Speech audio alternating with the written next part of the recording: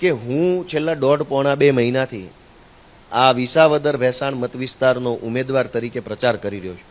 આમ આદમી પાર્ટીએ મને બહુ લાંબા સમય પહેલાં ઉમેદવાર જાહેર કર્યો. તેના કારણે હું અત્યાર સુધીમાં લગભગ 95% કરતાં પણ વધુ ગામડાઓમાં મિટિંગ કરી ચૂક્યો છું. ચૂંટણીને લગતી તમામ તૈયારીઓ કરી ચૂક્યા છીએ અમે. અમારી ટીમ છે એ ગામડે ગામડે પહોંચી ચૂકી છે. અમારી પાસે ડેટા તૈયાર છે.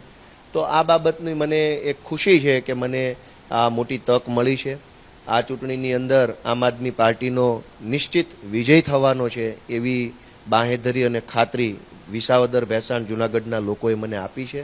દિલ્હીમાં પણ આમ આદમી પાર્ટીનો સંપૂર્ણપણે રકાસ થયો છે અને ખુદ અરવિંદ કેજરીવાલજી પણ પોતાની સીટ બચાવી શક્યા ન હોય તો એમની પેટર્ન ગુજરાતમાં અને ખાસ કરીને સૌરાષ્ટ્રમાં બિલકુલ ચાલવાની નથી. ને ગોપાલભાઈ ઇટાલિયાની તો આ કર્મભૂમિ કે જન્મભૂમિ નથી, તો અહીં એની કોઈ સામાજિક સેવાઓ નથી, કોઈ રાજકીય સેવાઓ નથી, જનતાને આ વિસ્તારની ભૌગોલિક સ્થિતિથી પૂરા વાકેફ નથી. તો મારી દ્રષ્ટિએ એમનું અહીંથી ચૂંટણી લડવી એ આત્મઘાતી પગલું ગણી શકાય.